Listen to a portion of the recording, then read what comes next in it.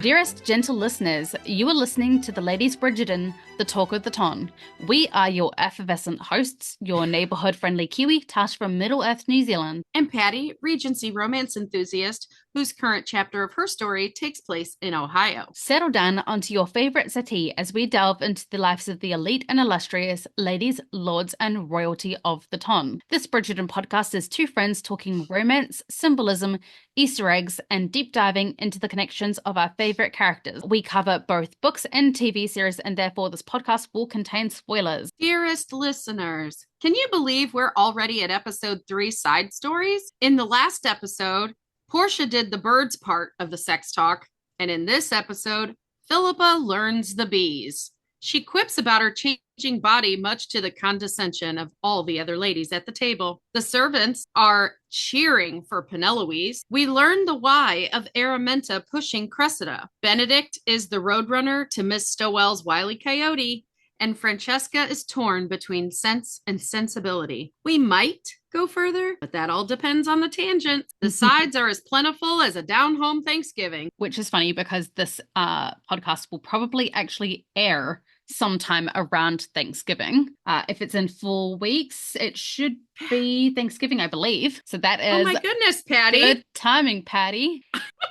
Not like that was planned or anything. I don't know if it was or not. Because you had told me that the other one was the week before, basically. Yeah. So Patty's a mastermind. I knew we were close. Colin. I'm Chaos Colin. We've already said I'm Chaos today. So Pandemonium Patty. Now we must make haste into today's episode.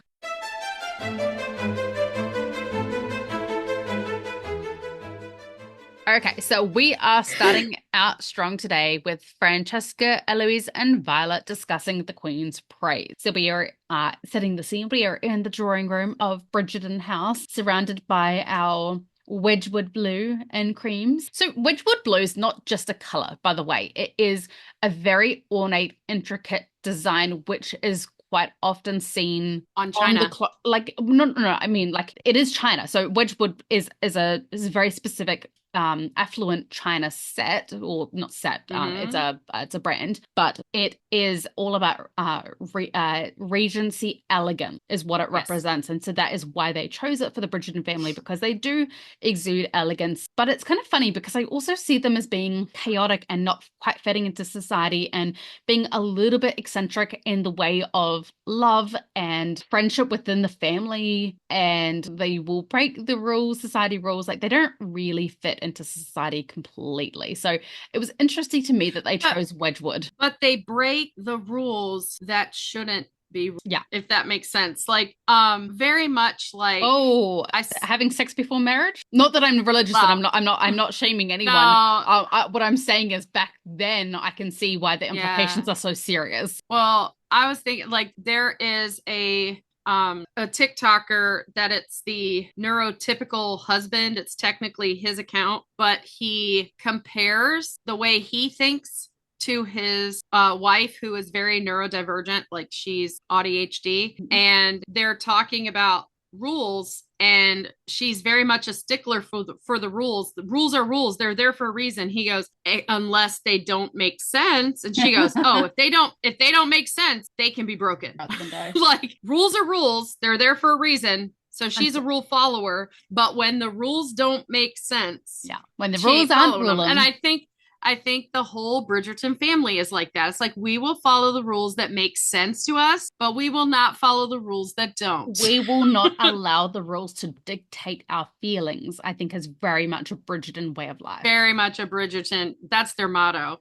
Rules will not dictate our feelings. Speaking of Wedgwood blue, one of the points that I wanted to make out in this episode is the fact of Violet's outfit, which is matching Penelope's in this outfit, which is quite funny because I think even if you take out the Penelope and Colin relationship, I think Penelope has quite the attachment to Lady Violet and sees her as this really motherly upsetting female figure, someone to really look up to. Not just. Are you talking about her dress in the drawing room when Lady Danbury's there for tea? Yeah. Okay. No. I thought you were No. telling me Stowell House. No. Dresses Sorry. were... No, Lady Danbury is not there. This is a conversation between Francesca, Eloise, and Violet. It's the Hyacinth. It's the one after the dream. Yeah, after the dream. Yeah. Yes. Because you had said Danbury. Sorry. So that threw me off. Sorry, Francesca, Eloise, and Violet. And so Violet is wearing a dress that is really like it's a blue that is cascading down into these almost pink flowers.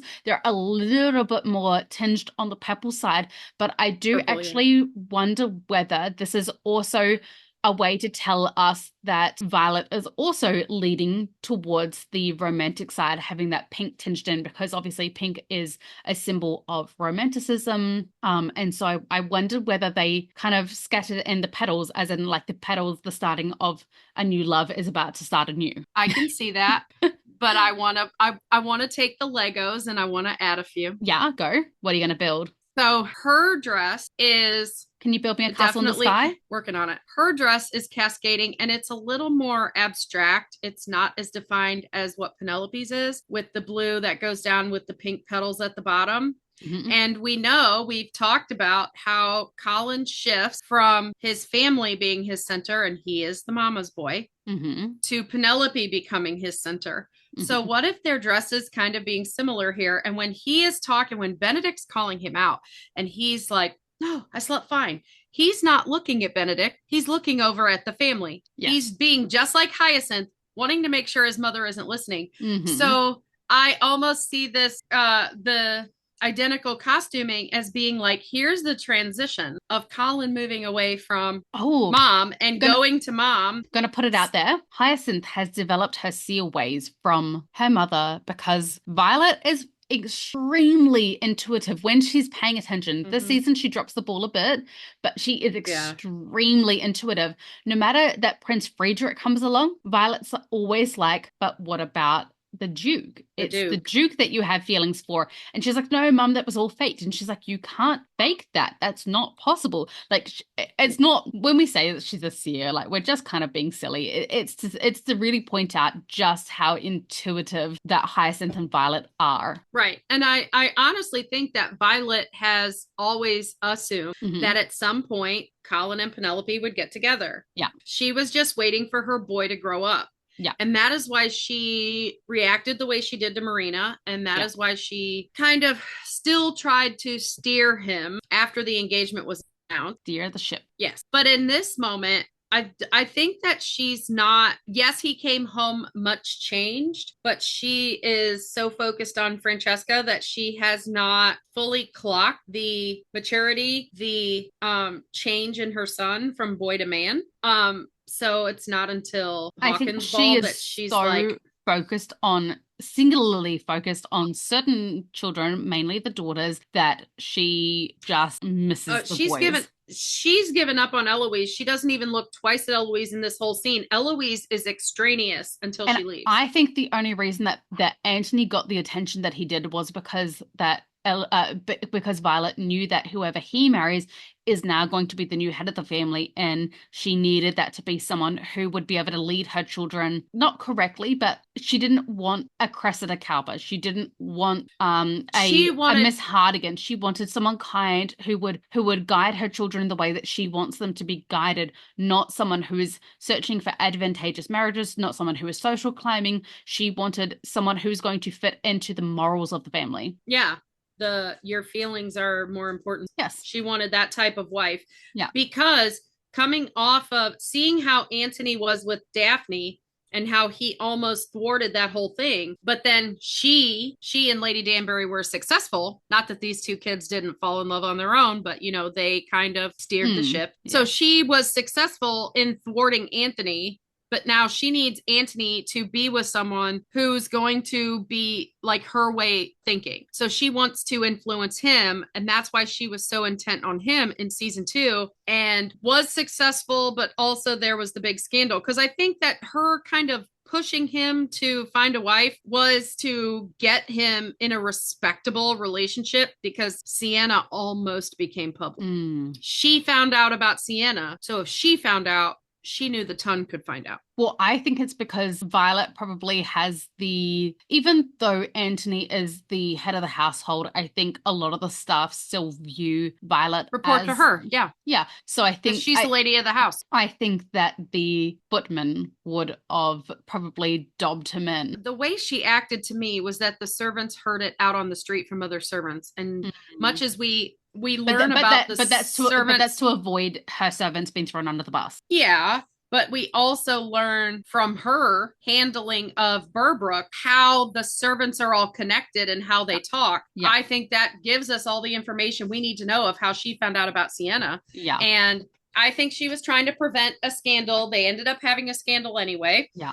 In a different way. Not Anthony's fault necessarily. He was trying to follow duty instead of feelings. And in the end, she won because he did go with his feelings. But I think she is so intent on Francesca because Francesca's marriage is important to her because Francesca has been so absent and their relationship is not as close as she is with the other kids. And I think she's worried that Francesca's just going to choose whomever to build her home. And if she doesn't help choose, if she doesn't shape it in any way, Francesca's going to be 110,000 miles away. Like, what if she ends up with somebody who wants to move her to America? Yeah. I can't believe she was pro Samadani considering he lives in Vienna. Yeah. Well, I don't know that she was ever pro Samadani. Well, no, she was at some points, but I think it was more at the very beginning. She liked the Queen's favor. Yeah. I think she's very afraid of going against the Queen. And so she's like pro it until she realizes that her daughter's heart in it. And then she's like, no. But I also think that she was thinking if this goes like Daphne, because everything is like Daphne, even in season 2, well, with Daphne it was this. Yeah. So if she's seeing the same trajectory as Daphne, then the real love interest should be coming out now because the Queen has made her choice. So we should be seeing who Francesca is gonna actually like soon. Neurodiversion says follow the path, Patty. I'm not even looking at your notes, and I still pulled that out of my brain. So you skip into Stowell House though. So I think the point here is that Violet is so engrossed with what is going on with Francesca that Colin has things that he is like, oh my God, please don't let Mum notice what is being said because she will pick up on it and she will start pushing me towards Penelope if she knows, if she has even an inkling of feeling. And he doesn't want his mum's interference. He wants to do things on his own terms in his own time when he is ready to. And then secondly, we've got Hyacinth, who is reading Lady Whistledown when she is not supposed to be, and she's also trying to hide that from her mum. And she's like, oh no, Benedict, don't say that in front of Mum. She's going to hear and I'm going to get told off. And she's going to make sure that Benedict is calling out both of his siblings in a room with their mother. Like he's playing them so much. He is, except she's not putting up what he's putting down. She's not picking up what he's putting down because she's so engrossed in Francesca. And Violet says, tell me again. What did the Queen say? I love Eloise. She sparkles. She's a diamond. Like it's brava. Bravo. She sparkles. She's a diamond. Bravo. Claudia Jessie, you are my best fictional character friend. Eloise is hilarious. She is comedy gold. I think she just makes any scene that she is in. Her and Hyacinth, they just have this way about them that is just so entertaining. Even when they're in the background, they somehow will always, light up any scene that they're in. And it's not that they're not showboating. They're not stealing scenes from other people. They are just exceptional. When she hides behind Gregory, she totally stole that scene. She did. Totally stole it for me, though. Yeah. So Violet is double checking in with her daughter, like exactly what did the Queen say? I need to know everything. And Violet, because I think keep in mind that where we left off in season 2, they were on the out. The Bridgerton family were on the outs of society. And so to have the Queen showing interest in your child, that puts you back in good standing in society. Oh, if the Queen is friends with you, the Queen you had the Queen's favor, you are the diamond. Your family are the diamonds of the season. The Queen saved the Bridgertons at the end of season Yes. 2 by saying she is the one who said the wedding couldn't go forward Yes. for Edwina, because she's making it sound like she had a better choice for Edwina. Yeah. This leaves Anthony open to be able to marry Kate. And then Which, Edwina says, for me, they make a good couple, right? It would have made sense if they married her off to Prince Friedrich. Oh, I decided that she couldn't marry just a Viscount. That's not good enough for a diamond like this. She needed to marry my nephew, the prince. That would have made more sense. Like, for the storyline, everyone loved the prince. Everyone kind of wanted Edwina and the prince together. So it would have made so much sense if she was like, actually, no, you're not good enough. I'm going to have her marry off. And then that way we would still get updates, and we would know that she was happily married with gorgeous children, you know. All we know is that she got married abroad. And it's not to the prince. The queen would have 100% claimed that as her win if she had married the prince, because she said at the very end, let me, have I introduced you to my nephew? And then they just kind of take her off. They would never, ever. But we're also assuming that she only has one nephew. She has more than one nephew. I know, but and he's a prince too, but everybody's assuming it's Friedrich. If she had any part in Edwina's matching, it would have been brought up, because this cat and mouse game that the Lady Whistledown and the Queen are playing. Well, she's still taking credit for Edwina's match. So, you know, I'm almost wondering if she did introduce her to the prince and she met the other person during that time. I believe the other person's Indian, from the way that it is. Well, she's back in India. It's insinuated that he's Indian, because a man would not move to the woman's, because obviously he needs to be wherever his estate is. And so it's very much that doesn't mean that her nephew, because England had people from England were stationed in India all the time. Can you denounce your family? Well, you can. Yeah. You can, that's right. Because I'm about to look it up, because it wasn't India like a colony. Yes. Because one of my friends found out when his granddad died that he actually had an entire uncle and an entire family in India, because his granddad had an entire family over there when he was stationed there, and then moved to New Zealand. So she gone to India. England controlled much of India from 1757 to 1858. Prince Friedrich was not living in India. I'm not saying it's Prince Friedrich, but what if Queen's like, yeah, I want you to meet my nephew.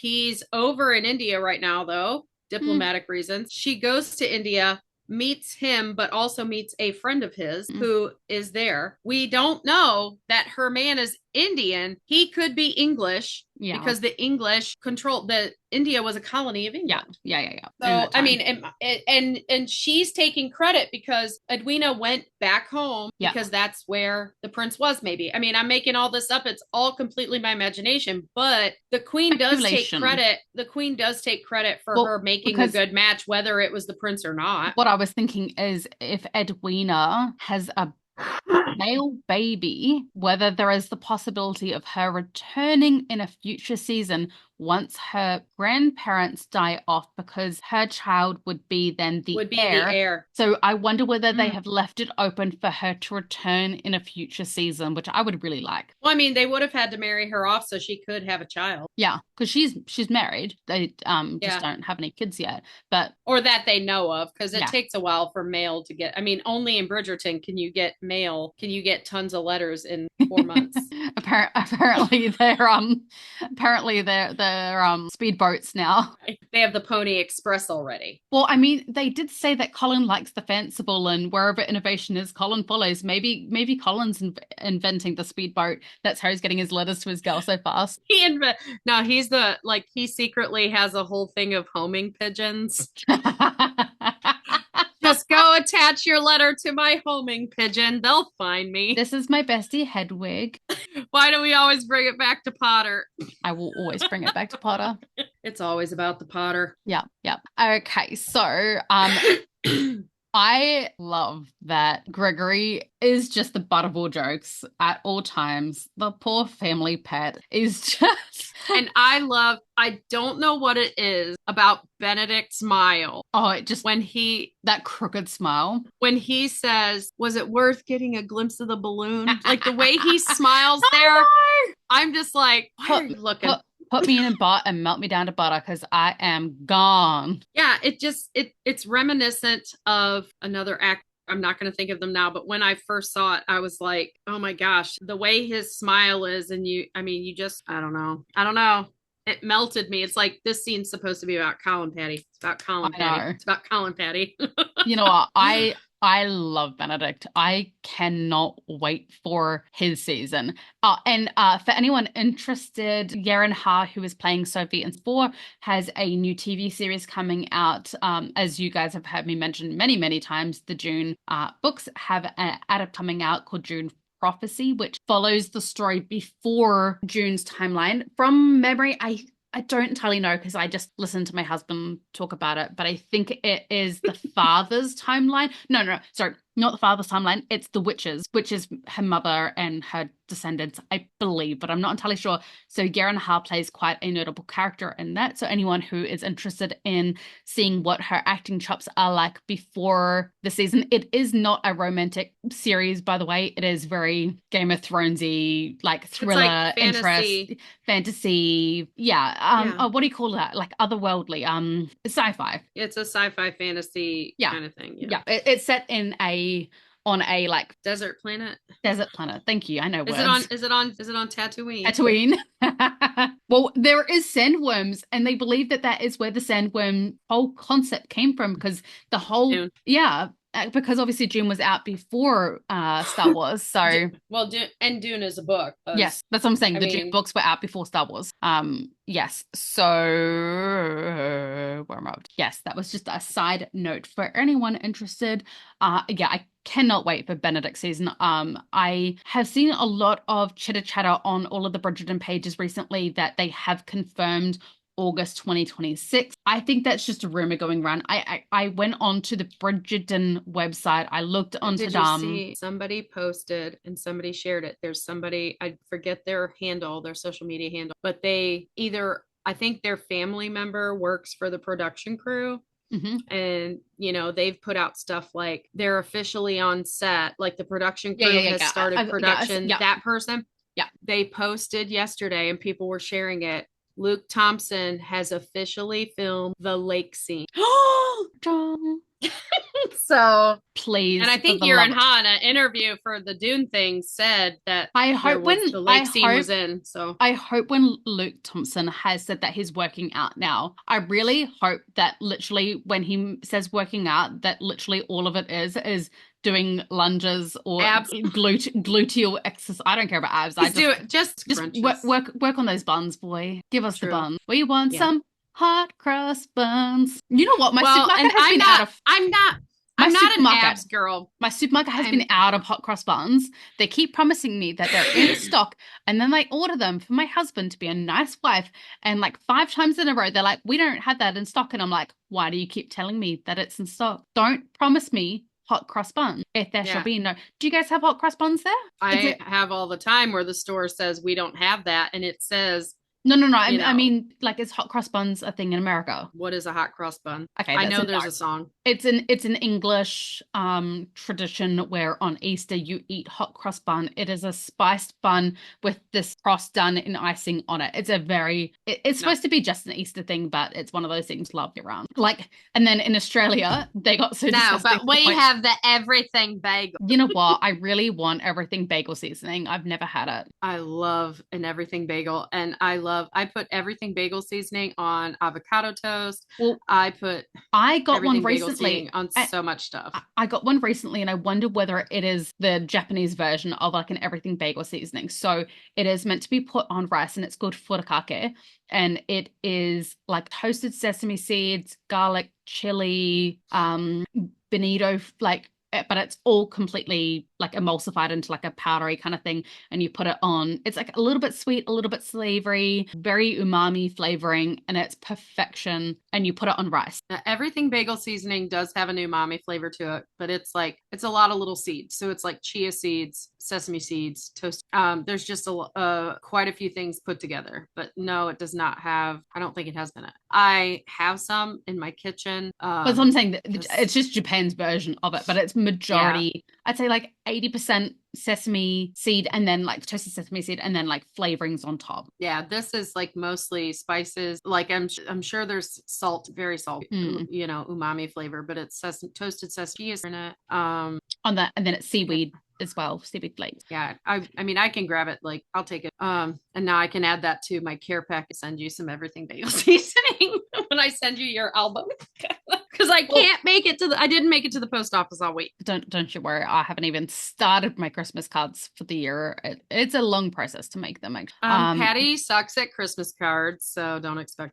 I make mine. You'll get a Facebook post that says "Merry Christmas." Last year, I designed How I Met Your Mother Christmas cards for my friends. In my How I Met Your Mother group, and I sent those over. I'm sure I could. Not in their makeup like Christmas clothes, not in there. Like I think Penelope would pull out that emerald green dress maybe again. Maybe not with the black gloves. No, they need to be. So she needs to wear a gold crown to make it like the full like Christmas tree with the star on top. Or she just has little star baubles in her hair. Kind of like the Queen had the shooting star things. Yeah. She did little star baubles instead of the blue ones like she wore at the balloons. Yeah. Tangenting so far back. I love that Gregory nearly broke his arm or did break his arm. I don't know if it's a fracture or a sprain. I don't really know. He is in a sling. There's not even, I mean, I understand they have paper mache and stuff back then, so I'm sure they cast things somehow. 2 sticks with some ripped up bed sheets or something. Yeah. But I love that he's like this inquisitive boy he just can't wait to go. Because does he even go to the balloon event? I don't recall seeing him there, so I wonder whether. Yeah, he and Hyacinth walk in front of Benedict and Colin. Yeah. And he says he wants to be a balloonist, and Hyacinth says, I think you mean an aeronaut. Yeah. Yes.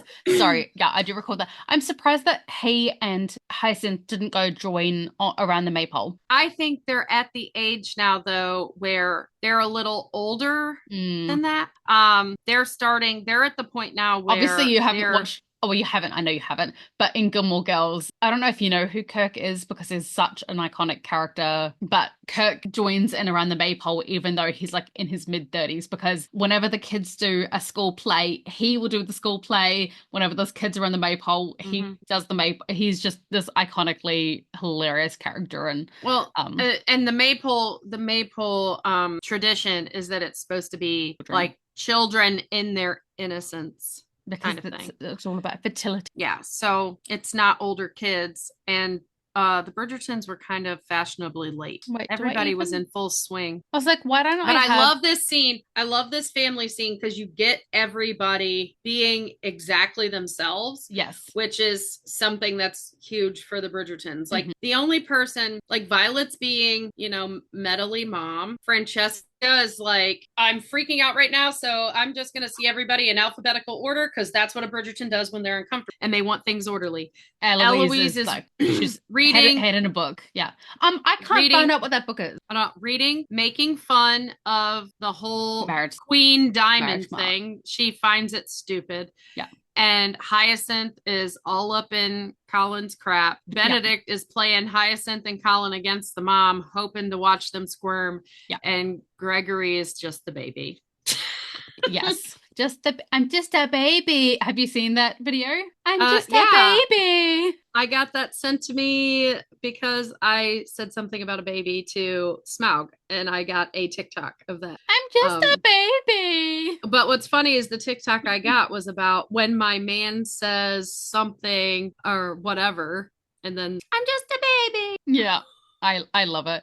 Lady Whistledown reads in this next part. Well, it's not a next part. It just voices over straight after Hyacinth kind of like berates Benedict for trying to dob her in about reading the Lady Whistledown articles. And like as if on cue, Lady Whistledown's like, hey, you're talking about me. Let me give you some new information. And she goes, dearest gentle reader, humankind has accomplished extraordinary feats in its attempt to compete with nature, like running inhumanly fast car, built ships to travel the globe, castles nearly to the clouds, and now great balloons to traverse the skies. But no matter how many accomplishments our debutantes have displayed for Queen Charlotte, it seems Her Majesty is interested in only one. It then pauses a little bit as we see the Queen and Lady Danbury talk, but for continuity's sake, I will skip that part and just continue on with the rest of it. And yeah, because we already talked about it. Yeah. And though many young ladies may scramble for Miss Francesca's leftovers,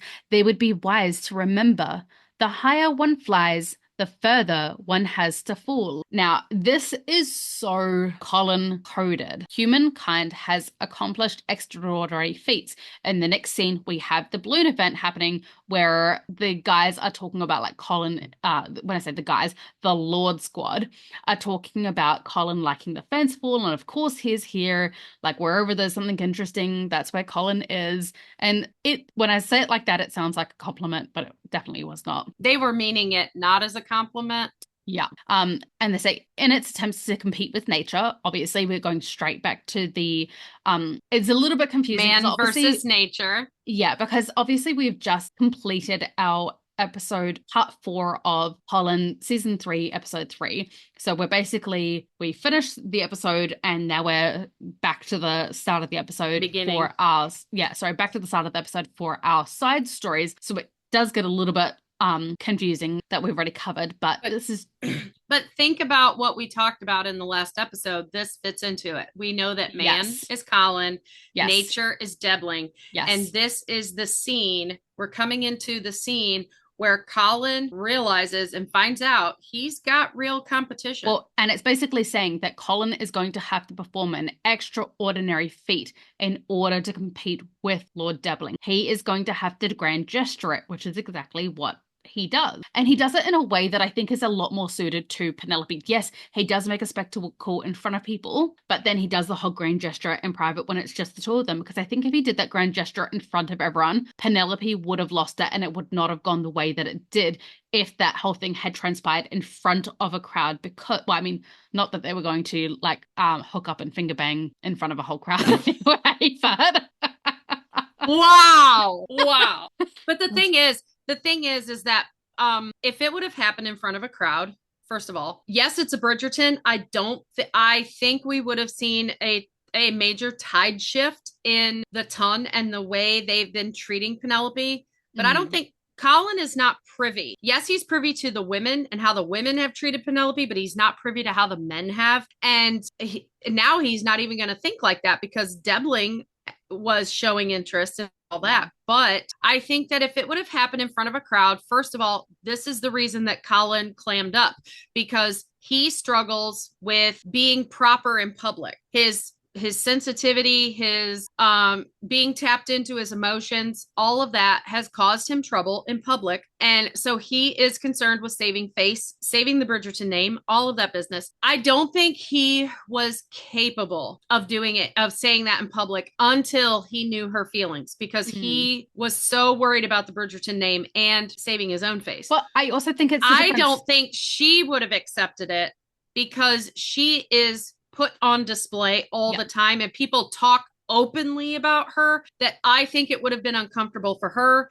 It would have been uncomfortable for him, and it wouldn't have ended well. They needed the privacy of the carriage, the grand gesture of him running after it. The only reason that boy was able to get in the carriage is because he was so out of breath and disheveled and she cannot not acknowledge the fact that he just chased her down. Yeah. I cannot wait. Like when we do that episode, it is going to be, I desperately, like, I'm like, come on, I want to talk about this more. I want to talk about this more. And I'm like, no, because we're literally just going to do we're going to have the episode. Carriage part 1 and the carriage part 2. Let's not even lie. Are you saying he didn't do 3? I can't do it. I can't do it. Behave, Natasha. Carriage part 1 up to the confession, and then carriage part 2 is from the time that you're just making me think of not Nelly. These are my confessions. Usher. Confessions Part Usher. 1 and Confessions Part 2. But it's Carriage Part 1, Carriage. Yeah, we need Usher in on this business now. Yeah, so I desperately want to respond to you, and I have so many thoughts and so many feelings on this, but I know I need to save some content for the carriage ride because we're literally just gonna do I'm like ADHD. I'm not afraid to say it again. no, people don't need to listen to me that much. But I do think that this Lady Whistledown article is basically a foreshadowing saying that Colin is going to have to accomplish extraordinary feats in order to compete with Lord Dibling, you know, and then it goes on to talk about build ships to travel the globe. That's exactly what Colin has done. He has traveled the globe. Castles in the sky. I'm going to leave that part up to Patty because I wasn't aware of the euphemism or saying or. Well, it's castles in the air. I think that Lady Whistledown kind of changes it around on purpose. You got to make it sound right. Yeah, and because she's alluding to man building things. So saying building castles, it kind of comes off, and to the sky kind of comes off like the Tower of Babel, really. But when a person builds castles in the air, yeah, they're living in their imagination. They're having fanciful thoughts that they're having dreams that they or people around them do not believe will come true. And we see this euphemism, where I am familiar with it is from Little Women. There is a chapter called Castles in the Air where all of the young people go off to the beach for the day, and everybody can just pretend like, you know, everybody's friends with everyone else. There's not society. There's not, you know, how people think. There's not money. There's not poverty. You know, it's just a day of dreaming because they're young people. What are they going to be when they grow up? And they're all building castles in the air. Well, and sorry, there's also a movie called Castle in the Sky. It's called, well, in Japanese, it's called Laputa, and it's by my favorite artist called Hayao Miyazaki, who does Studio Ghibli, other people. Laputa is probably, because it came out in 1986, it's one of the lesser known of the Ghibli films, but for those who probably are more familiar with Ponyo, House Moving Castle, Princess Mononoke, or the most notable being Spirited Away. He also has another one called Castle in the Sky, which it's kind of like it is shrouded in clouds as well, and it is kind of like it's a world of its own up there. So I can definitely see where that saying has come from, and I'd say that movie is also based on that. Yeah, from Oxford Languages, so the Oxford Dictionary. Yeah. But this is for expressions, idioms. Castles in the Air is visionary, unattainable scheme or daydream. And from he's definitely daydreaming. Wiktionary, it's just a little, it's idiomatic. A desire, plea, or plan that is unlikely to ever be realized. A visionary project or scheme, a daydream, an idle fancy, a near impossibility. An idle fancy. So I think she's kind of talking about, like, when she's talking about man and she's talking about them building, you know, buildings to the sky, castles in the air, I think that's more her as being human. I think she's talking about, because she's talking about mankind competing with nature. This is also her love for Colin competing with her practicality of marrying Lord Dibling. Yes. This is she's got her man who travels away. She's got this idea of, my boys have just arrived home and I made a face at him and he's like, oh no, can I not come inside? Am I not welcome? He's looking at me like, I love you, please let me in. It's like, she still has the headset on. I am. Yeah, I think it is very much her, like, in her mind, competing as well, you know, between what is practical and having a head in the sky. And it's probably actually where that saying comes from as well, head in the sky. Castles in the sky, like having this big, grand, unattainable dream. But then you've got someone who is creating hot air balloons who can traverse the sky. We are men, and we can invent things that can take us beyond the reach of our imagination. That's kind of the way that I read that, as yes, there are things that are completely unattainable, but we are men. We can create anything. Hello, darling. Is that a duck? Ready? Wow. Did you like duck race? Okay. Mwah. Hello. Okay, so sorry for that brief intermittence. My little boy came home and he went and watched a duck race today. And fear not, people, there were no ducks harmed in this proceedings. It's a local charity race that we do where different businesses, schools, that kind of thing buy these inflatable ducks. They each decorate them and then we put them down our local river for a race. Yeah, so we talked a lot about the second part of this Lady Whistledown article where it talks about those scrambling for Miss Francesca's leftovers. So I think we can move on to Featherington Well, House. we never. You discuss the birds and the bees. You discuss the Do I birds have to? You do. Tell me how the Do you bees know are that made. I had a son, and most of that time I had a husband, and I had to do the talk. I mean, I do talk about it with my son. But birds and the bees, Featherington's in the trees. All right. Well, seeing as Patty doesn't want to talk about the birds and the bees, I'll contribute. I love that. You've got to practice. Philippa, at this point, at least assumes that she is pregnant. And she goes, I think that I'm going to keep my figure throughout pregnancy. I've always kept quite an elegant figure, as if it is a choice. I think at this point, she is a little bit, she's a bit daft at this moment and uneducated in the ways of the birds and the bees. And she assumes that women are just eating too much and gaining weight. She is the longest married sister. And she is the most naive at the table. It is not an unintelligence thing. She is completely naive. You only know what you are told or get to experience. You cannot know what you don't know, and you don't know that you don't know it unless you know it. So it is definitely on. And I mean, at least the Bridgerton girls have been to a farm to know what they don't know to some degree.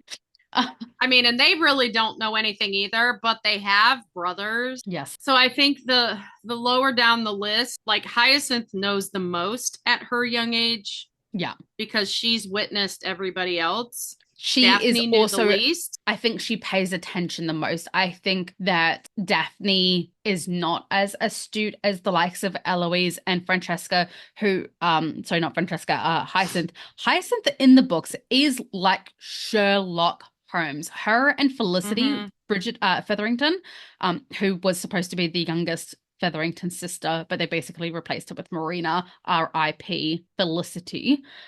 They were basically like Sherlock Holmes. There was not a piece of information, a piece of gossip. There was not a move that was made within the ton without those two girls knowing about it. They could have competed with Lady Whistledown, and they may not have been able to write as compelling. Wasn't it mentioned somewhere in Romancing Mr. Bridgerton that a big reason why she still had to find things to write, but she got to sit against the wall and talk with the older ladies as a spinster. Yeah. And she got most of her information gatherers were still like they were young and part of the ton. Like she got a lot of her information from Hyacinth and Felicity, and she could just sit on the sidelines with the older ladies because she was now a spinster. She just chose to chaperone for that reason. And that is how she actually found out most of the information about where Colin was at and what he was doing, because she would hear it from Felicity, who has heard it from Hyacinth. And Eloise would always get annoyed because then Eloise would come over and try to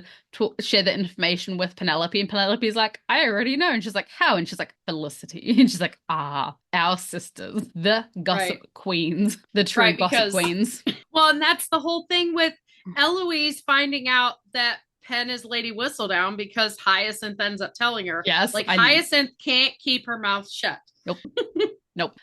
So I hope that they kind of create somewhere along the lines a Felicity of sorts for Hyacinth, because I really like their dynamic in the book. Yeah. And I mean, I get that so basically what happened was Bridgerton said, the producers of Bridgerton said, there's already 3 sisters. We've already got Marina coming in. We do not need an additional, basically person to pay and to give screen time to, and because I think you have to give a certain amount of screen time in order to get reoccurring characters. Well, and Julia Quinn in interviews and things she's talked about a lot, she's everybody's a P name, but she did Felicity because Philippa sounds like an F Yeah. phonetically. Yeah. So she did Felicity, and Felicity within the P names just kind of didn't fit. And I think they wanted that Portia named all of her daughters a P name, like she's naming them after her because she's a narcissistic mother. Yeah. So like, and none of them. I love that Portia mocks the Bridgertons for having alphabetical order, but she chooses just one letter. But does she? We know that Penelope wrote about it in Whistledown, but does Portia actually say the alphabeticum? She does in books. I don't recall. She does in the book. I just don't recall if it's and I think they put it in Whistledown because Portia said it in the books and whatever. You really don't want to talk about the birds and the bees, do you? For me, I get embarrassed by proxy. Like I've talked about how I have to walk out of the room when Bridget Jones is I just used the term announcing. I just used the term finger bang on a podcast, and you're the one who's embarrassed by proxy. Well, I get embarrassed by proxy, and I'm embarrassed for Philippa here. Like, not because of what she says, she's just naive and she doesn't know, but how she is then treated by Prudence and Portia and the way they talk to her, because Penelope doesn't say anything to her about her other than, mother, you're assuming they're going to have boys. Well, that's not towards Philippa. You know what I mean? Like she's almost defending Philippa there. Like, you're jumping the gun. And that's the thing. So like Philippa has to be explained to that it is our baby's body, our baby's head, a baby's legs and arms. That is what creates. She said, is it the little baby's head and its body inside of me? And then Portia goes, I'm sure your baby is going to be delivered by a golden stork.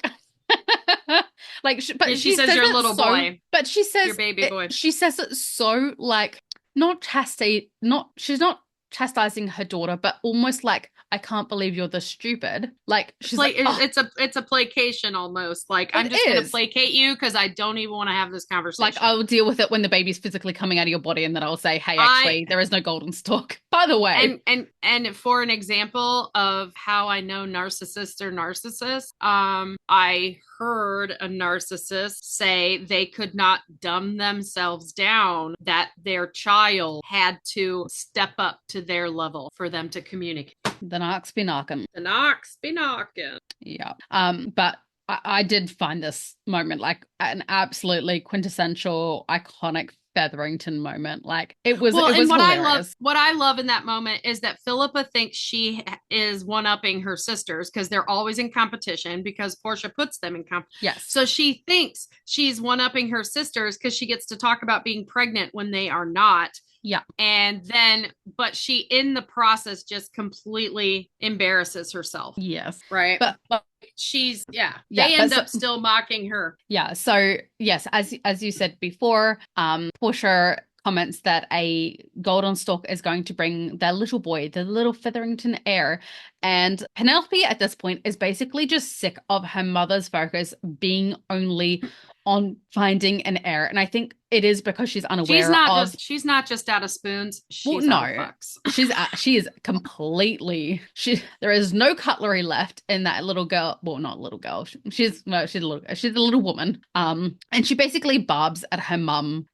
Like, how do you know it's going to be a little boy? And she's like, you've been sequestered in your room for a week and you come down to say this. And it was like a backhand to Penelope, who is really trying to get over her own feelings and get back out there. And you can tell how much this has affected her because she doesn't bite back at her mum. Usually, the Featheringtons, it's a serving match. It's not dodgeball. It's two-sided. Tennis. Yeah, it's more like tennis match. Yeah. Yeah, but this time Penelope just puts her head down and is like, you know what? Whatever you want, Mum. Don't care.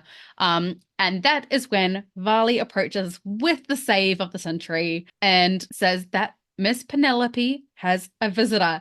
I love that. I think it was Prudence drops her spoon in surprise, and everyone's like, Penelope? It almost reminds me of the moment when Colin is proposing in the book. Penelope, not Felicity, come here. Like, everyone is absolutely like confounded as to why Penelope, of all people, would have a visitor. Like, what is happening? Because And Eloise just comes in the house. She never gets Varley announced, but looks she doesn't so feel smug. And I love it because actually Varley is another ride or die. Like, I know that Varley not belongs to Portia, but like that's her main, her main ride or die. But she is also super incredibly, she's like a proud auntie where Penelope is concerned. And I think she wants Penelope to be happy even more than Portia does, to be honest. And we see how important Penelope is to her in this moment, because when she walks in the room, Portia is like, Varley, a word. Like, I need you right now. Yeah. Like, I've been waiting until you came in here. Yeah. And she's like, I will, Mom, but first. In a moment, I have something more important. I need to fix Penelope's. Like, let me work my magic. And she escorts Penelope down the staircase. And the look on Penelope's face, like, she is like, oh my God, he showed up. You know what I mean? Yeah. Like, she is not expecting it to be Eloise. It's not until she sees that it's Eloise, she's still like, ooh. But did you notice this, despite the fact that her initial thoughts was that it was Colin, at no point did she ever look disappointed that it was Eloise, because Eloise means as much to her as Colin. Yes, but Eloise coming after what just happened to her is like, maybe Colin told her, maybe she's here to repair things. Yeah. Because, this is still good. This is still like my little possible theory, my little daydream, my little castle in the air is still a possibility. Until, she realizes Eloise is just there to check on her. That's still a good thing. She tries to invite her in, and then Eloise gives her the cut. I'm going to see a friend. Yeah. That broke Penelope's heart. And the thing is like, up until that moment, as they were each, actually before that, like, this moment actually really, really reminded me of Cinderella, but specifically the Ever After version, because even though Penelope is a sister and not a stepsister, she is very much treated like a stepdaughter, a stepsister, as a second-class citizen in her own house her family. The redheaded stepchild, even though they're all redheaded. She is treated other than her siblings. And I think that the staff have a certain fondness of Penelope because of that, because she is quite kind. She is quiet. She's not the kind to be demanding of her staff members. I think she's the one that's like, oh, when you get a moment, do you mind doing this for me? Not, I need it now. You must do this. You must polish this. You must do this for me. She is I think she's much kinder to the staff members and less, like, look at even though Philippa is considered to be a nicer sibling, look at the way that she immediately dismisses Varley. Don't tell Varley we're searching for another housekeeper. Well, not just that. She says, can we come to your house for pudding? Your cook is so much better than ours. Like, you can tell she's But Varley has been there her whole life. She has known Varley presumably since she was born, and she was ready to dismiss her as just another common servant in the house. Whereas for Varley and Penelope, I think Penelope like respects Varley. She sees her as a motherly figure, like at least an auntie. The way that the looking glass does not lie. I'm so glad your mother let you keep your outfits. It was all very, like, she's very supportive of Penelope, even when it goes against Portia's ideals. And so when Penelope comes down the staircase, as you said, when Colin is there, all the staff make themselves discreet. When Eloise is there, it's like the staff are like, oh my God, our two besties are back together again. We need to watch this reunion. Like, they all look happy to see Eloise back in the house because they hate seeing their favorite sibling, the neglected sibling, have her person again. So that's why I honestly, in all of their tenure there, which most of them are new. I mean, a lot of the staff is new and they don't even know that Penelope's exists. Yeah. But there's enough of a history of the family and Varley kind of laying the brickwork of this is what this family is and this is what they've been through. The staff are very and just in those few months of seeing how Penelope's treated, they are Yeah. excited Well, that's that what I'm she has a saying. collar. It's not so much about the Penelope's of it all. It's about how lonely Penelope is and how much of an She's outsider she treated, is yeah. in her own house. So I think it's very much that kind of Cinderella-y moment of Well, her and deserving honestly, happiness. her closeness with Ray and how she treats Ray, that gets communicated downward. And I think Penelope's not one to look down her nose at someone just No. because they're staff.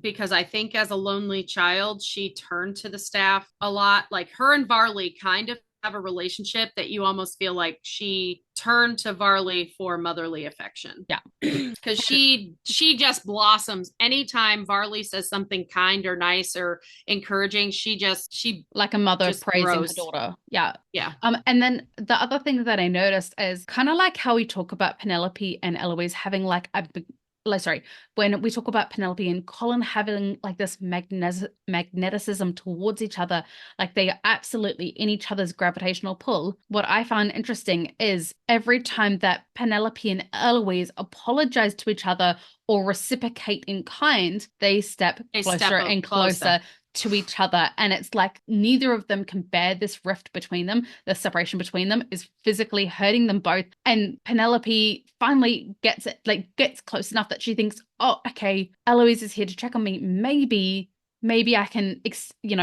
extend the friendship, the hand of friendship with the book. I've got a new book that you'd like. And she says, I'm sorry. And she looks away, like that Colin moment where whenever they're feeling disconnected or whenever they're doing something that takes them away from Penelope, like they look away, like as if out of shame in a way. And she says, actually, I'm meeting a friend, which we all know is Eloise. She doesn't want to see the Cressida. hurt. She doesn't want to say Cressida. She doesn't want to see the hurt on Penelope's face. Whereas previously, Penelope says, are you really friends with Cressida?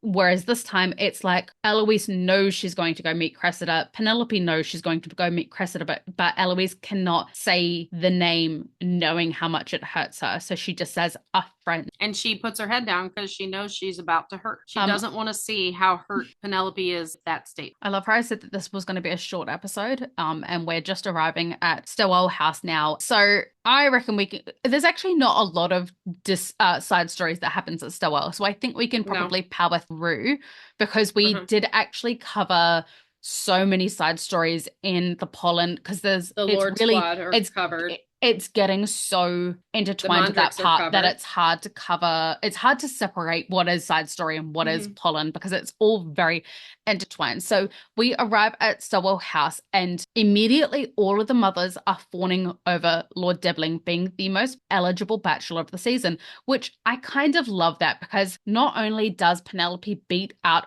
over Cressida for Lord Dibling's affection, but it also shows every single one of those mamas who discounted Penelope as being completely unmarriageable, with no hope. Well, his interest, shows no affection. No, sorry, you know what I meant when I say affections. But I love that this. I'm not gonna let you diss Colin Bridgerton like that. It's the term that they used back then. Yes, but he wanted a business arrangement. That's pretty much what he wanted. I think he held some level of affection for Penelope's mind. Oh, yeah, for her brain that was going to manage his estate and handle his family. Moving on, Patty. So, okay, let's talk about Lady Cowper then, because first we had a group of mamas. I think that's possibly Miss Malhotra, Lady Malhotra, Lady Stowell, and someone else who I don't recall. And then it cuts over to Lady Cowper, Araminta, who is jumping on the idea of Lord Dibling and what an eligible bachelor he is. Well, and they're kind of gossiping about him. I don't know if they're actually being, because one is saying, I kind of like that he's, they're talking him up to make him seem like more of a marriageable prospect for their daughter. But the one lady was like, meh. Yes, but that's why the others are trying to talk him up because the first thing that the Queen says is, he's a bore. And so if that's the Queen's perspective, it's probably other people's perspectives as well. And so they're like, oh, well, if we talk him up enough, and make him seem like the most eligible bachelor of the season, then when I push my daughter towards him, if she wins his affection, then everyone's going to be like, oh my Lord, your daughter's made the most advantageous marriage of the season, you know? Yeah. So that's Well, why and they're I trying to think build him up. they're trying to talk up almost anybody other than Colin Bridgerton. They do Yes. not want their daughters chasing after him. No. This is the first time, honestly, that needs talked about because why is he is Penelope's best match because why is it that everybody wants a Bridgerton brother? And yes, he's number 3. I get it. But nobody talks about, they try and talk about him being the, most eligible. Eloise thinks he's the most desirable, whatever. Portia talks about him being the most desirable. But the mothers are literally trying to talk up the most boring man they know. But what is interesting is Albie and Finch was still at those balls. So obviously there are other gentlemen who are of lower standing in society, and there are other misses of lower standing in society. So surely there are plenty of mamas who would still think Colin Bridgerton an advantageous match to their lower born daughters or their second daughters or their third daughters or whatever. Like, I absolutely fail to believe this narrative that no mother wanted their daughter to marry Colin Bridgerton. He comes from a very affluent family. When Violet announces that Antony's looking for a wife, he gets surrounded by mamas and their daughters. And then we have Lady Stowell chasing after Benedict with her daughter, but all of the mothers are they're being very disdainful of their daughters flocking around Colin. Because is it Daphne who is talking to someone and basically she throws around the weight of the men that she's attached to in order to move her way forward? Or it could be in the Rokesby series books. I can't remember. Like, I remember Andrew Rokesby, who basically he's like having the realization that her uncle is a Viscount, her father is a nobleman, her other uncle is like this really high standing, and he's like, oh, she has so many high-born males in her family, I'm absolutely done for, and so even though Colin is not high-born himself, even having someone having your name attached and having favor with someone of high standing, sort of like what we get in Pride and Prejudice with little, what's his name? Mr. Collins. Thank you. Was that Mr. Collins? Yeah. Come on, just the face not explain it all. What excellent boiled potatoes. Did you put salt on them? Yeah, so like Mr. Collins is like absolutely sucking up to someone in higher society that he has no intention of marrying or anything, but just to be attached to a higher name. So I still absolutely refuse to believe that there is no one who would want to be attached to Colin. And I think they very much made it that way so that if he had other women chasing after him who were of higher standing of Penelope, I think they've made it that way because they want it to seem like Penelope was his only marriageable choice. I think I wish they had it because they wanted both of them to be underdogs. And Colin is enough of an underdog in his family that they didn't have to play it out in society. I love how they did it in Anne with an E. He had a beautiful, funny, interesting, high prospect marriage lined up that would have given him the dream career and a chance, not just a career, it would have given him the opportunity to learn how to save people's lives, and he gave it all up because she wasn't Anne. Right. No matter the fact that other people thought that she was weedy, that she was redheaded, that she was all this and that, all he saw was the woman he loved. Yeah. Why could they not have done that with Colin? He had options, but he chose Penelope because she was his only option. As in, she was the only only option in his heart. He had prospects, but she was his only option. And that's the flashback I think we needed in season 3 was for us to see that Marina was his way of getting Penelope in his drawing room for the rest of his life, that was his ultimate goal. And to see that he has had these feelings all this time so that this all makes sense. He doesn't care that the mothers don't like him because he's not really trying. What he was doing was trying to make Penelope jealous. He was trying to make himself look like an eligible suitor so that when he proposed to the only girl he could ever love, she would be elevated because he knows that she is on the outskirts of society, that she is looked down upon because she's a Featherington, her mother's vulgar. Mm. I could very much have seen, like, where Portia says, you know, the match of the season at their engagement ball. Like, I could very much have seen that be a much more public thing. Yeah. And people would have been talking. This is the match of the season. Colin Bridgerton chose Penelope Featherington. Yeah. And that's kind of how it was in the book. But they wanted Penelope to come into her own on her own, and they just backburnered Colin. Yeah. Yeah. So basically, Colin is trash and Lord Dibbling is the absolute most eligible bachelor of the season, according to these mamas, whatever. So we've got Lady Cowper. That's whatever. The castle's in the air. Whatever. I do not believe you. This bon ton is seriously drinking the anti-tea because they are batshit crazy. Right. Lady Cowper is basically talking up Lord Dibbling, and Cressida's like the naturalist, and the man who talks to birds. The man who talks to birds. As if like he's not Harry Potter sitting in his room with a caged up It's not Lord wig. Dibbling, it's Lord Doolittle. like birds are his only form of human not even a human contact, his only form of like a contact with a heartbeat, so that's all he can get. And basically Lady Cowper explains that Lord Cowper is cutting them off. He has cut their finances, their allowances in half, and if she does not marry soon, do you know what people will say about you, Cressida? About our family, that we have a daughter that we cannot marry off. I'm helping that beer. Daddy. I'm helping that beer. I'm not sure what that word is. Bee. You're helping the bees? Mummy's gonna okay, another brief intermittence as my little boy is home, so they're going to be a little bit more chaotic with our intermittences. He rescued Edmund. He got him out of the house. He did. He ran in to tell me that he rescued a bee out of the house, so rest assured the lineage of the Bridgerton family will continue on thanks to my son.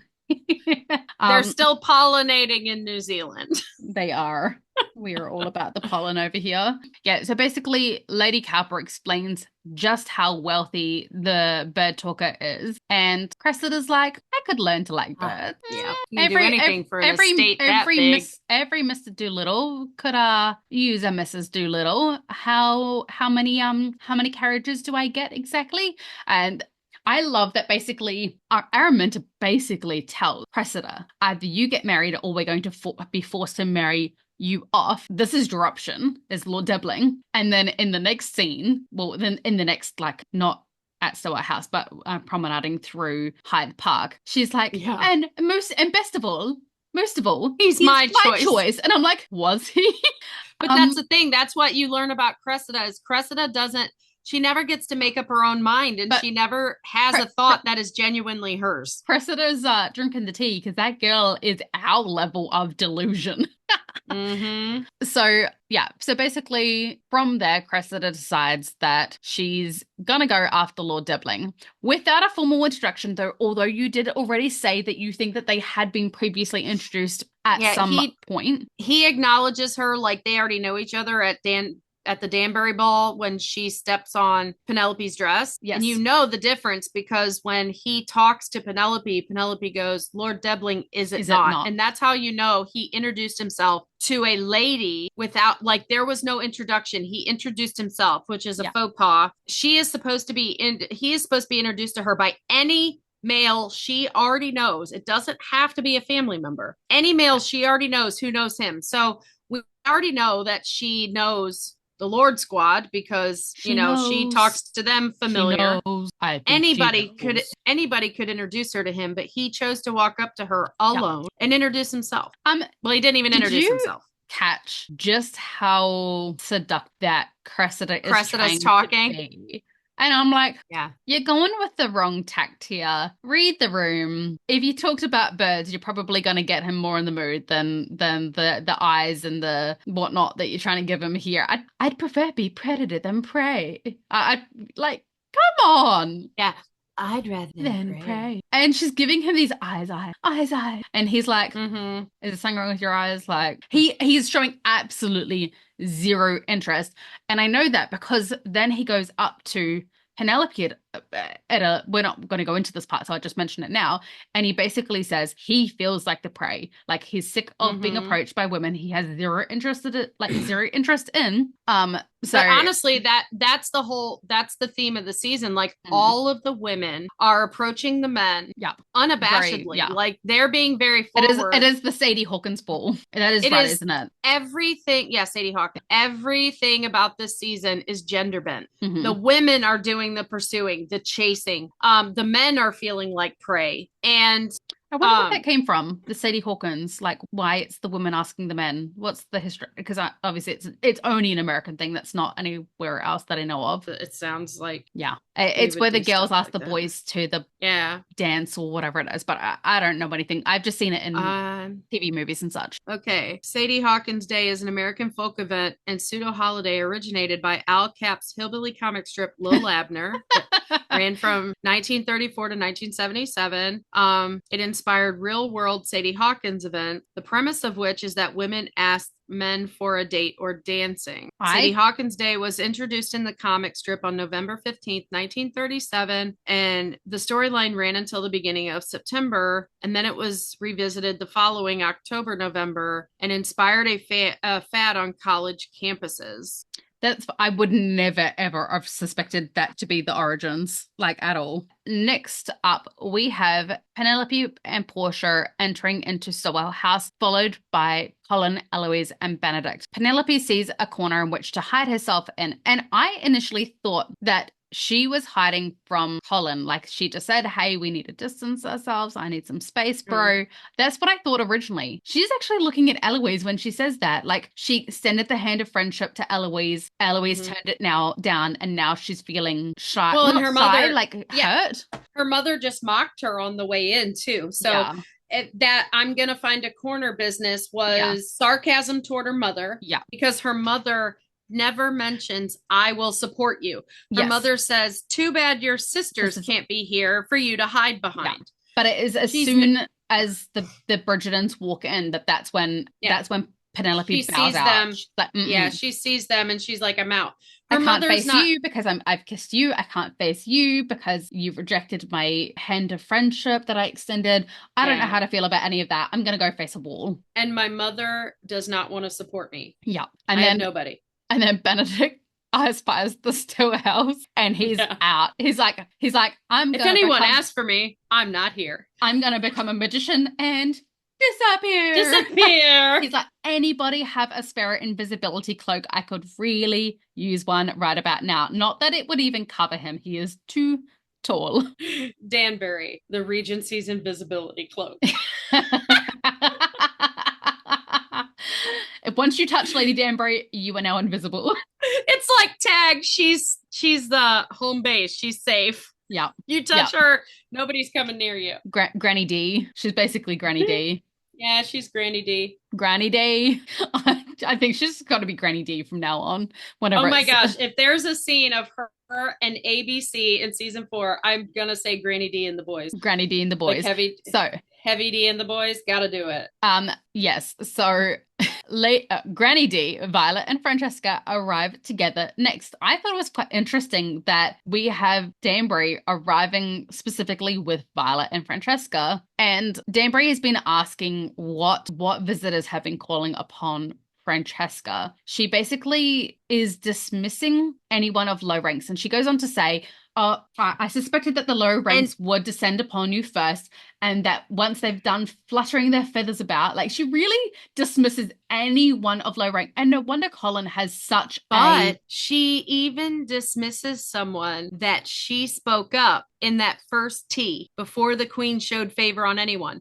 The tea where she said the queen is still looking for her diamond, but by another name. Mm-hmm. She was talking about the lords that had music affinities. Yes. And it was, what are the 3 lords she names that come to the house? Lord Cutbill? Oh. No, Cutbill introduces himself. Yeah. There's 1 lord she mentions specifically for Francesca because of his music affinity in the 1 tea service thing.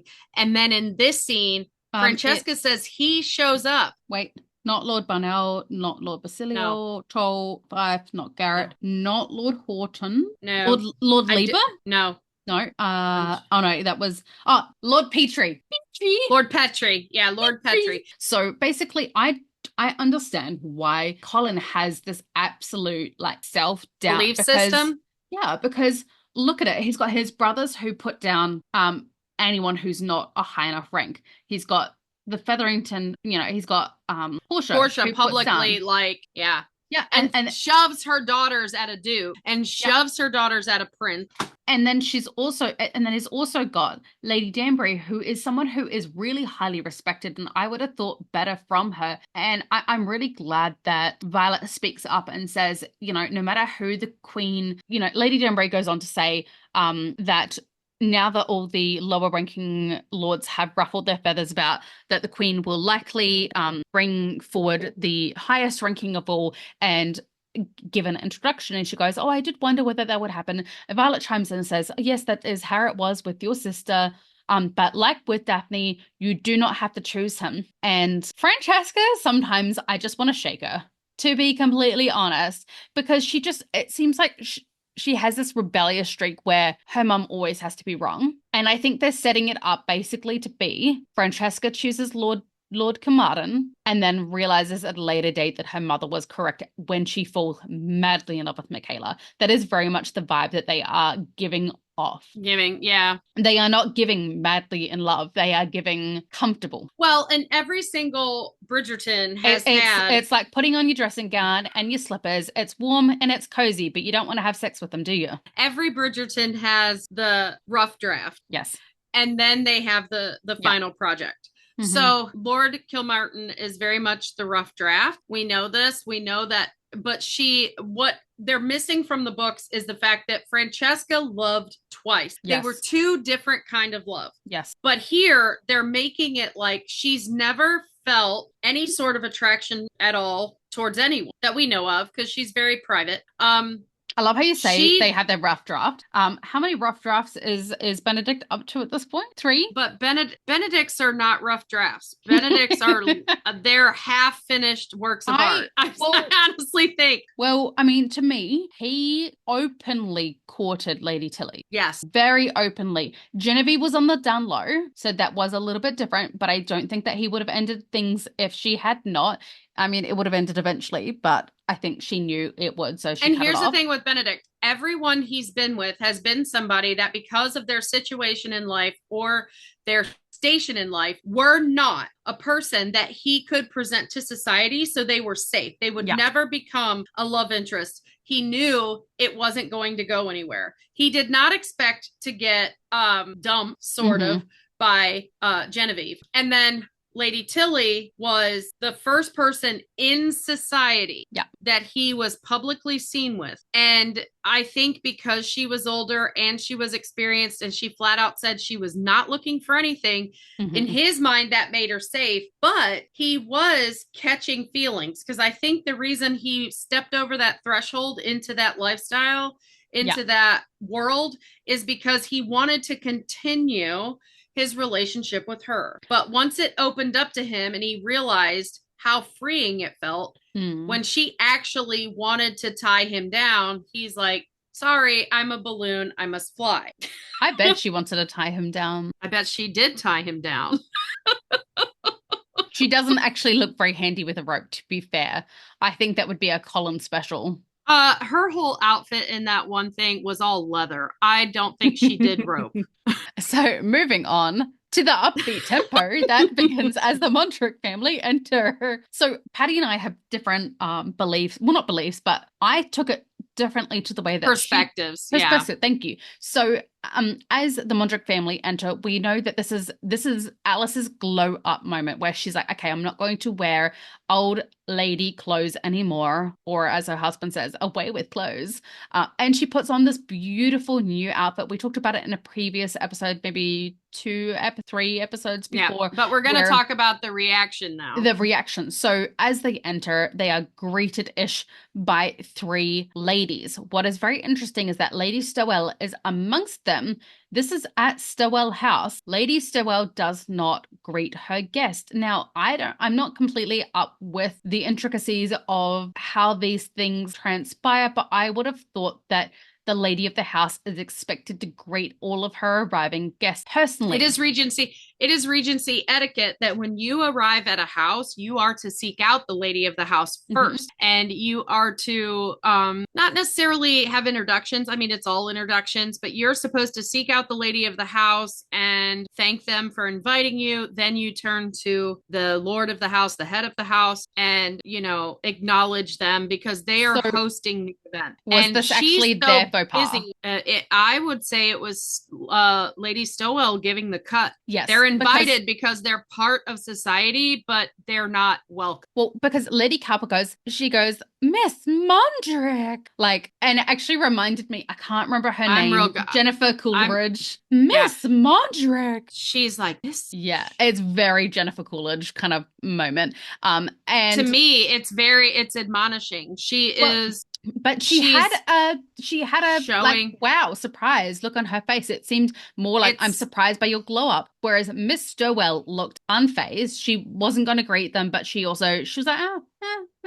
But Miss Malhotra looks visibly displeased by this. Like, look away, like, because she's there. Sorry, Lady Stowell is there with Miss Stowell. Miss Stowell looks impressed, but Lady Stowell was like, no. Yeah, and I think Lady Cowper is the way that comes out of her mouth is an admonishment, like surprise, like, how dare you make waves so soon? You've not been accepted yet. Right. But I don't know what it is about the cut of the dress, because remember that, I mean, granted, Portia is always on the outs as well, but Portia and Violet both wear very, like, I remember watching season 1 with my mum, and my mum was like, wow, that's a lot of boob for old ladies. Like, my mum was. But I don't think she's wearing a corset. I think that Portia and Violet, the way their dresses are cut correctly, but their corsets are doing the job. Okay. With Alice, I think she is a natural silhouette. I do not think there is a tight corset going on. Her breasts are hanging kind of naturally and creating a different, let us state the term hanging is not the correct synonym that Patty is looking for here. They are sitting. They are in place, held by their own volition, and not by undergarments, I think. Hanging is just not the word we use. We are lifting women up like a corset. But I think that I think that it's the natural. Yeah, very much. And that's what they're showing surprise at. I think she's distaste. And I'm going to cap that because I'm going to see if I'm going to look at a picture of it to see if I'm but I think that the surprise is not so much about the dress. It's about the fact that she is not cinched. Yeah. Okay. Well, I could see that. So moving on while you look that part up, because we've got 2 more points to get through and we are at an hour 45 and I'm unwilling to edit for that long, to be honest. Benedict sees the Stowells and plays evasion tactic number 3174 by approaching Lady Danbury. He's like, okay, you know how in Harry and My Mother how Barney has a playbook? So does Benedict, but it is just filled with ways to avoid mamas. Yes, and it is how to avoid. How to avoid. And basically, Benedict and Lady Danbury have a conversation, and the part that, because I know we've already talked about this in previous episodes, but the part that I found interesting is the fact that this conversation takes place in front of a mirror. We know that mirror is one of the themes for this season, and the part that stood out to me is the fact that Lady Danbury is calling him transparent whilst being in front of a mirror. And I wonder whether it is sort of alluding to him being the chosen Bridgerton for season 4, as in like your transparency of like trying to avoid marriage isn't as transparent as what you think it is. And I think the thing is that it's not that Benedict is trying to avoid marriage. He is trying to avoid a loveless marriage. Like that if there is no one out there that can be so closely in his heart that he's only willing to be with them, that he doesn't want anyone. It's either what his parents had or nothing at all. And so he's very much on the opposite spectrum from Francesca this season, who's like, anything that's going to get me away from this house, from my siblings, from the noise, from the constant chatter, the buzz, anything that's going to give me calm in my mind, I will take it. I will run with it as long as he is kind, but Benedict is the opposite. He's like, I love the chatter. I love all the chaos. I want someone who sees me, who sees my heart, who sees me as a person. And if I can't have that, I don't want anyone. And basically, to him, all the women that are chasing him currently are basically chasing the second son of a Viscount, not Benedict. Yeah, they're going after number 2. And then my last, and I don't mean the euphemism. No. Okay, so I just want to point out that it is absolutely about her, either it being low cut. It's hard to tell. She's not wearing a corset like everyone else does. Like her breasts are not making a table she can set a drink. They are emphasized, so they are pushed in somehow. Maybe Genevieve created a bra. I wonder whether she's wearing the actual corset. It's not a corset, but the thing that was actual for the timeline. Like what? Chemise? Yeah. What is the one that, no, it's kind of a corset, but it's not. It's slightly different. It's meant to be way more comfortable. And that is the what wispies. Is actually. The waspies, I mean. Yeah. But all of them were wearing waspies so that they could be more comfortable. They begged to not wear regular corsets anymore. But when they walk in, like if you look frame by frame, and hers was a waspy. That was a waspy. Oh, okay. They start at their feet and they work their way up, and she is the main portion of the frame. He's just window dressing. There's several frames that are just on her, that area. And her breasts are definitely sitting different than the other ladies. Everybody else's are pushed up. Like she has cleavage like everyone else, but it's not. It's more natural. It's natural cleavage. And it's not. Yes, it's not pushed up. So I think the surprise, and here we see all 3 of the ladies looking at her, and you can tell she is a little bit uncomfortable with the cleavage because she keeps using that feather fan to cover. Feel that.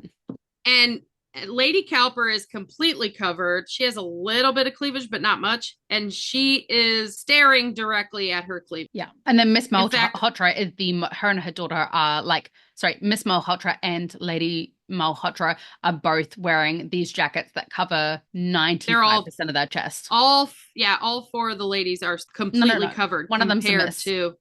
I'm saying she's still a lady in terms of ladies, but yes. They're all covered. And did you just assume her identity? No, they're all ladies, like gentlemen and ladies. Yes. They are ladies. Yeah. I don't mean ladies as in title. I know. And I think Alice knows she knows that Lady Cowper's looking right at her boobs because she's covering them right now. And Will is looking over like, am I going to have to intervene? But when she's like, ladies, then she takes the feather fan down and she's like, I'm showing these babies off. Yes. And then the last point for our episode today is, even though we've already talked about Penelope and talking to Lord Debling in our pollen episode, the part that I wanted to mention is Penelope calls the ball or the soiree dull, which I found quite interesting because specifically in the book, when Lady Danbury asks Penelope basically to have an opinion, she's trying to force Penelope out of her shell. She was giving the charm lessons that Colin is giving in the books, but it wasn't anything about charm. It was trying to teach Penelope to have a voice. She has stand up for herself. Yeah, to have a voice and stand up for herself. And so basically when Lady Danbury gives her the floor, and Penelope goes on a little bit of a rampage against the ton, and I live for it. She basically says everybody here is acting as if the most interesting thing in their lives that they can possibly do is to sit there and call these parties dull. And she very much berates, do you really have so little going in your life that you can come to this beautiful event that someone else has planned, that someone else has put a lot of time and effort into, and you're just going to sit there and call it dull because that is the most interesting thing that can come out of your mouth, rather than creating interesting conversation? You're going to, talk down about the thing. Yeah, insult your host. So I found it quite interesting that in the adaptation of that, it's, I mean, not that we expect that everything's going to be the exact same from book to series, but it's quite interesting that they made her literally opposite to the book in this moment. It seemed quite a misstep to me. Well, and I don't see it that way because this is the mirror moment from season 1 where she makes the barb about little Lord Trowbridge. Yes. And Colin recognizes it and he is like, he compliments her. He's like, Penelope, what a barb. Yes. But Debling, like she says something very similar. She makes a barb about the event and he doesn't react the same way. Like, I don't think he sees it as a barb. He just sees it as her being honest and frank. So she's saying it kind of to be cheeky. Gotta have my son on bed in 15 minutes. She sees it as cheeky and a little bit of a sense of humor. And he just completely, like he does the whole Marina blank face almost with the olive joke. You know what I mean? Like this is the moment of him not understanding her sense of humor. Because if Colin would have been standing there, we would have had a different conversation. Yeah. Her saying something about it being dull and him going, you're damn right. Let's get out of here, wife. Yeah, it was just, it was just such a opposite moment to book Penelope. But for today, gentle listeners, we will leave it there and continue on next week's episode because I need to put my little boy to bed very, very shortly and he has not seen me at all today because we've been recording basically all day. If you have anything in particular you would like us to cover or any Bridgerton knowledge you would like to share, please head to our Facebook page, The Ladies Bridgerton. And if you are enjoying our podcast, please remember to click the follow button on Spotify, Apple, or wherever you are listening. Once again, thank you for listening to the musings of two mad women. Yours truly, Tash the Kiwi. And Lady Patty.